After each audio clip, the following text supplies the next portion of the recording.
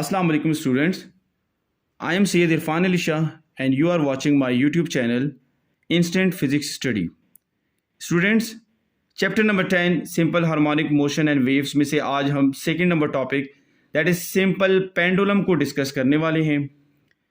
Students, सबसे पहली बात याद रखें कि सिंपल पेंडुलम में आपने उसकी जो मेन चीज़ होती है दैट इज द डायग्राम. अब सिंपल पेंडुलम होता क्या चीज़ है, तो देखिए simple pendulum is another mechanical system that move in an oscillatory motion, जो कि ऑसिलेटरी मोशन करता है, and it consist of small Bob mass m suspended with a light string of length l fix at upper and. याद रखिए इसका अपर and हमारे पास fix होगा, not movable. ठीक है ना. सो स्टूडेंट, सबसे पहले मैं आपको यहाँ पे ये दिखाता हूँ. देखिए जब हमारे पास फोर्स नहीं होती एट दैट टाइम, देखिए मास हमारे पास बिल्कुल स्टेशनरी इक्विलिब्रियम पॉइंट पर है. लेकिन जब आप फोर्स लगाते हैं और इसको डिस्प्लेस करके यहाँ पे ले जाते हैं एट एक्सट्रीम पोजीशन, अब देखिए एक्सट्रीम पोजीशन पे यहाँ पे इसने एंगल बना लिया है. जब आप इसको रिलीज करते हैं तो हमारे पास ये मूविंग शुरू कर देता है अबाउट देयर मीन पोजीशन. असल में जो यहाँ से हम जो चीज़ लेते हैं एंगल को, तो देखें वेट हमेशा डाउनवर्ड एक्ट कर रहा है. वेट हमेशा क्या होता है, डाउनवर्ड एक्ट कराता है. तो W is equal to m g. देखें W is equal to m g. Now देखिए यहाँ पे मेरे पास जो ये वाला कंपोनेंट है that is m g cos theta and this is m g sine theta. अगर हम देखते हैं यहाँ पे तो ये राइट एंगल ट्रायंगल की तरह हमारे पास बन रहा है. इधर 90 का एंगल हमारे पास क्रिएट होता है, 90 का एंगल. सो ये मेरे पास बेस हो गई. तो बेस को मैंने, वेट की बेस को हमारे पास एम जी कॉस थीटा का मैंने नाम दे दिया, परपेंडिकुलर को मैंने एम जी साइन थीटा का नाम दे दिया. एंड ये देखिए मेरे पास दिस इज हाइपोटेन्यूज की तरफ आ रहा है, दिस वन.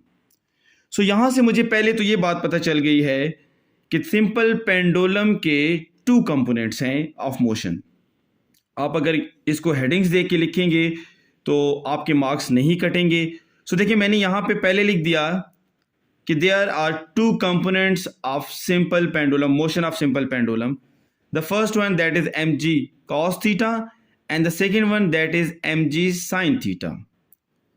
मैं सिंपली एक बात आपको यहाँ पे समझा रहा हूं कि एम जी कॉस थीटा जो होता है वो टेंशन के बिल्कुल ऑपोजिट है.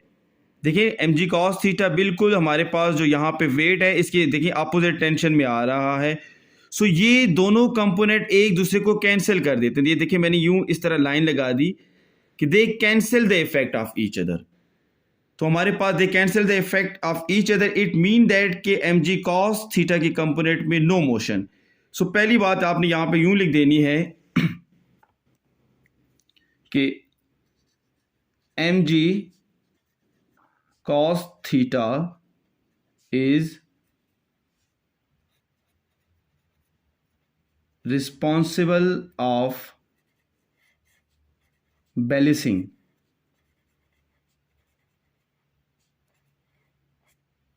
तो देखिए मैंने यहां पे लिख दिया कि m g cos theta is responsible of balancing in simple pendulum, क्योंकि एम जी कॉस थीटा की वजह से ही पेंडुलम हमारे पास इधर उधर मूव नहीं कर सकता और वो कंपोनेंट कैंसिल होने की वजह से यहाँ पे हमारे पास कोई भी मोशन नहीं हो सकती. अब देखिए रही बात एम जी साइन थीटा की, तो देखिए it is act towards the mean position, तो मैं देखिए यहाँ पे इसको ऊपर भी बनाता हूँ, यहाँ पे इस जगह पे it act towards the mean position. ये जो मैंने अभी एरो बनाया है दिस शोज हमारे पास m g sine theta. It mean that के इन सिंपल पेंडुलम में जो मोशन होती है it is due to m g हमारे पास साइन थीटा. सो मैंने यहां पे लिख दिया कि m ji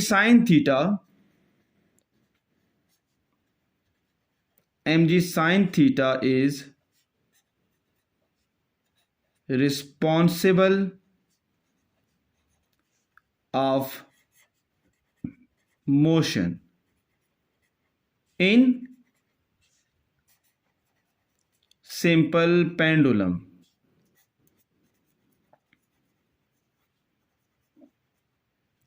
So it means that mg sin theta is responsible of motion in simple pendulum. तो simple pendulum में हमारे पास जो मोशन हो रही होती है इट इज ड्यू टू हमारे पास कंपोनेंट mg sin थीटा। अच्छा स्टूडेंट्स, यहां पे अगर आप एक और भी हेडिंग दे दें, ये वाली कि हमारे पास एनर्जीज, अब हमने ये देखना है कि हमारे पास सिंपल पेंडुलम में एनर्जी क्या है। तो देखिए मैंने यूं लिख दिया एनर्जी। तो हमारे पास यहां पे टू टाइप्स की एनर्जी होती है। एक हमारे पास एनर्जी होती है that is kinetic energy, kinetic energy of the bob, and second हमारे पास potential energy of the bob. ठीक है, ये दोनों अभी हमने डिस्कस करनी है। तो देखिए आपने अनदर एक हेडिंग यहां पे दे देनी है कि एट मीन पोजीशन,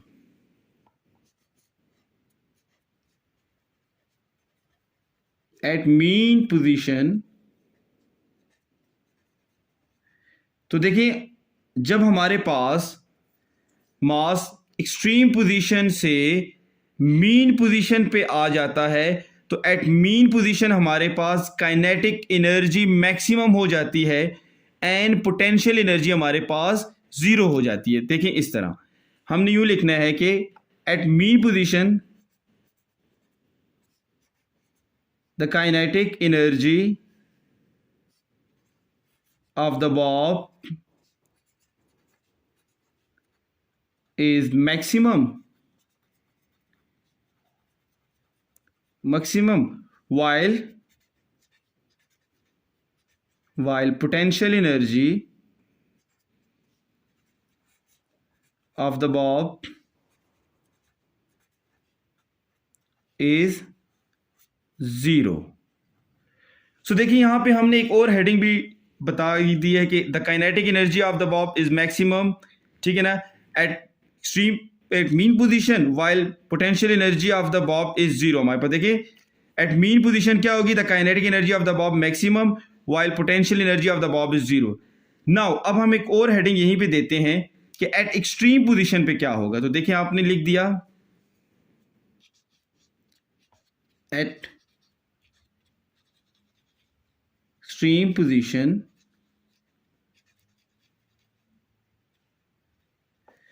तो अब एक्सट्रीम पोजीशन पे देखिए हमारे पास यही जो हमारे पास जो मास होता है ये हाइट पे चला जाता है।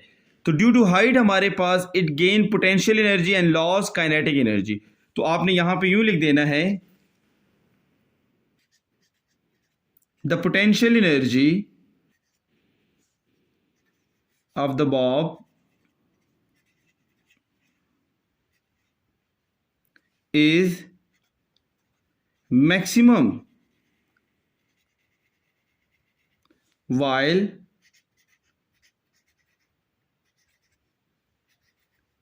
kinetic energy of the ball is zero.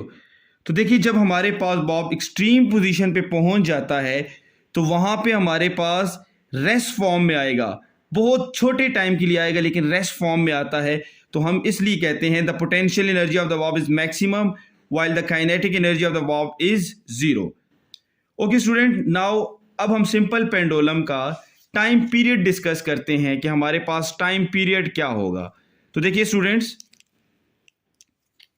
हमने सबसे पहले टाइम पीरियड की हेडिंग दे देनी है कि T time period. Time period क्या होता है हमारे पास, टू कंप्लीट वन वाइब्रेशन और one cycle about the mean position. जितना टाइम वन साइकिल को कंप्लीट करने में लगता है उसको हम क्या बोलते हैं कि हमारे पास ये टाइम पीरियड है। हम यूं लिखते हैं द टाइम या the required time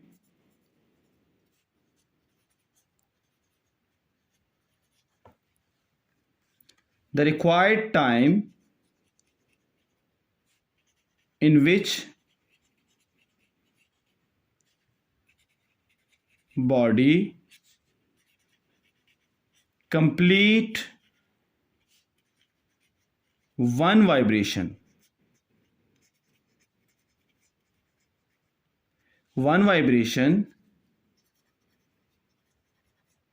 about mean position is called time period।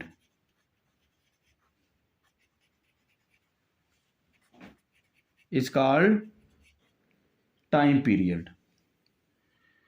So student देखिए यहां पे हमारे पास अब टाइम पीरियड का जो फार्मूला होता है that is equal to T is equal to 2 pi under the root L by g, under the root L by g. देखिए मैंने टाइम पीरियड का फार्मूला लिख दिया है कि that is T is equal to 2 pi under the root L by जी।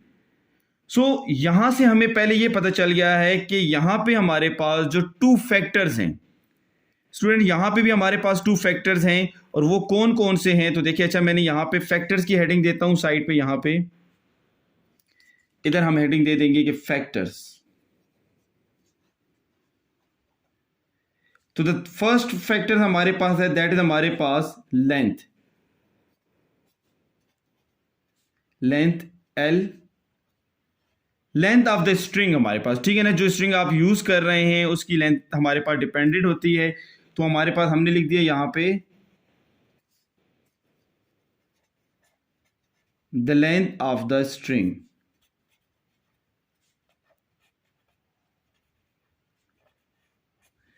तो देखिए the length of the string L हमारे पास जो होती है दैट इज डिपेंडेंट हमारे पास on time period. It mean that if you increase the length of the string या if you decrease the length of the string the time period is affected, इससे effect होगा, ठीक है ना।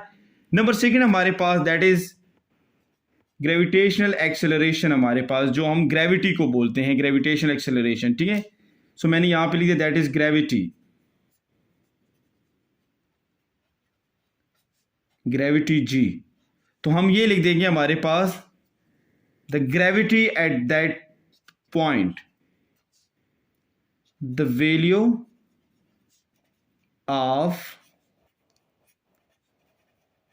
Gravity g at that point, कि वहां पे हमारे पास ग्रेविटी क्या है। सो स्टूडेंट यहां तक तो हमने time period, energy, component of simple pendulum, ये सारी चीजें हमने डिस्कस कर लिए हैं। अब एक एसएलओ बेस के क्वेश्चन हम डिस्कस करने वाले हैं जो कि मोस्ट इंपॉर्टेंट है। अब आपने ये भी देखना है कि हमारे पास एसएलओ बेस का वो क्वेश्चंस क्या है, ठीक है ना। सो मैंने यहाँ पे एसएलओ की हेडिंग सिर्फ इस वजह से दी है कि आपको ये पता हो कि ये क्वेश्चन हमारे पास कैसे आ सकता है। स्टूडेंट अगर आपने मेरी पिछली वीडियो देखी होगी मास अटैच विद द स्प्रिंग, वहां पे हमने कहा था कि सिंपल हार्मोनिक मोशन जो होती है वो हमेशा हमारे पास acceleration is directly proportional to x, इस रिलेशन को प्रूव करेगी। It mean that acceleration is directly proportional to the displacement from the mean position. Now मैं अगेन अपने डायग्राम को सामने लेकर आ जाता हूं और ये देखिए मैंने यहां पे डायग्राम में इस पॉइंट को x का नेम दे दिया। ये देखिए मेरे पास this is x। So student यहां पे देखिए तो मेरे पास एक ट्राइंगल बन रही है दैट इज OPQ, एक ट्राइंगल हमारे पास बन रही that is OPQ। SLO base में आपको वो कह सकता है कि prove the acceleration of a simple pendulum that is directly proportional from the mean position. देखिए आपको वो सिंपल पेंडुलम में भी कह सकता है कि आप प्रूफ करके बताएं कि सिंपल पेंडुलम हमारे पास उसका एक्सेलरेशन कैसे directly proportional to the mean position है। सो देखिए स्टूडेंट हमने यहां पे प्रूफ कैसे करना है, हम यहीं पे आ जाते हैं वापस। देखिए ये मेरे पास एक ट्राइंगल बन रही है, अगेन देख लें दैट इज OPNQ।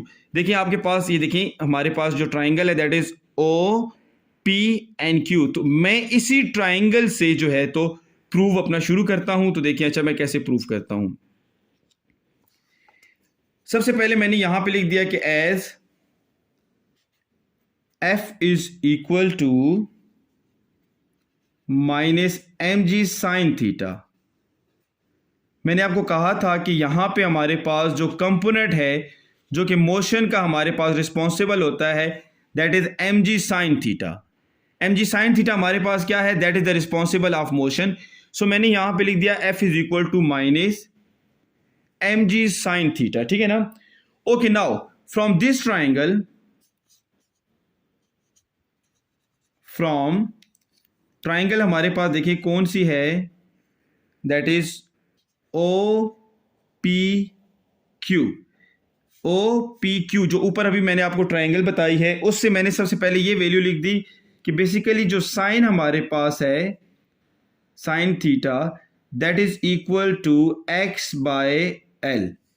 यहां पे देखिए मेरे पास दैट इज हमारे पास जो साइन थीटा बनता है that is x by L की इक्वल होता है। किसकी इक्वल हो गया? एक्स बाय एल के हमारे पास इक्वल हो गया। That is perpendicular. देखिए अगर मैं यहाँ पे 90 का एंगल बनाता हूं ना, तो ये perpendicular and this is hypotenuse. तो साइन थीटा हमारे पास किसकी इक्वल होता है? हमारे पास देखिए हमारे पास परपेंडिकुलर बाय हाइपोटेन्यूज की इक्वल होता है। तो देखिए मैंने लिख दिया एक्स बाय एल हमारे पास, ठीक है ना। नाउ अब ये वैल्यू हमारे पास जो साइन थीटा की है वो हम यहां पे पुट करेंगे, ये देखें अबव इक्वेशन में। सो मैंने यहां पे लिख दिया F is equal to minus m g, और साइन थीटा की जगह मैं लिख देता हूं कि एक्स बाय एल। ये देखिए मैंने एक्स बाय एल लिख दिया, ठीक है स्टूडेंट्स। ओके, नाउ अगेन हम Newton second law of motion को यहां पे लेकर आते हैं कि from Newton's second law of motion, second law of motion, second law of motion हमारे पास किसकी इक्वल है? That is F is equal to ma। तो देखिए मैंने यहां पे सबसे पहले क्या करना है, अगेन कंपेयरिंग कर दूंगा। एक मेरे पास इक्वेशन नंबर 1 ये थी एंड इक्वेशन नंबर 2 मेरे पास ये हो गई है। सो मैं कहता हूं कंपेयरिंग। तो देखिए जब हम कंपेयरिंग करेंगे तो हमारे पास यहां पे क्या आ जाता है कि m a is equal to minus m g x by l, x by l. देखिए यहां पे m और m आपस में क्या हो जाएगा? कैंसिल हो जाता है। देखिए m और m कैंसिल हो गया, तो अब मेरे पास यहां पे क्या रह जाता है? That is a is equal to minus g x by l. Okay students, यहां पे इस पॉइंट के लिए हम सिर्फ बात कर रहे हैं। वैसे तो हम बोलते हैं कि ग्रेविटी हमारे पास जो होती है वो कांस्टेंट क्वांटिटी नहीं है, लेकिन जब आप एक्सपेरिमेंटल वर्क कर रहे होते हैं सिंपल पेंडुलम का, तो आप तो अपनी पोजीशन नहीं चेंज करते, तो एट दैट पॉइंट के ऊपर तो ग्रेविटी हमारे पास क्या हो जाती है? कांस्टेंट हो जाती है ना। सो यहां पे मैं सिर्फ ये कह देता हूं कि हेयर जी बाय एल, देखिए ना हमारे पास जी बाय एल जो हमारे पास है उसको मैंने ये साइड पे लिख दिया कि here g by l is equal to constant. इसको मैंने कांस्टेंट ले लिया। ये देखिए मैंने यहां पे g by l is equal to constant लिख दिया। सो मैंने प्रीवियस वीडियो में भी आपको बताया था कि इसको भी मैं रिप्लेस करके लिख देता हूं कि a is equal to minus constant and x। तो मैंने आपको पहले भी बताया था कि जब कभी भी हमारे पास कोई प्रोपोर्शनैलिटी का साइन होता है क्वांटिटीज में, हम प्रोपोर्शनैलिटी के साइन को जब रिमूव करते हैं तो हम कांस्टेंट पुट करते हैं। लेकिन याद रखिए कि जब कांस्टेंट हो और उसको आप रिमूव करेंगे तो प्रोपोर्शनैलिटी का साइन वापस आ जाता है। तो ये देखिए जब मैंने कांस्टेंट को रिमूव किया तो मेरे पास a is directly proportional to minus x आ गया, और यहां पे देखिए मैंने इसको कह दिया कि here acceleration is directly proportional to the displacement from the mean position. ठीक है, देखिए acceleration is directly proportional to the displacement from the mean position.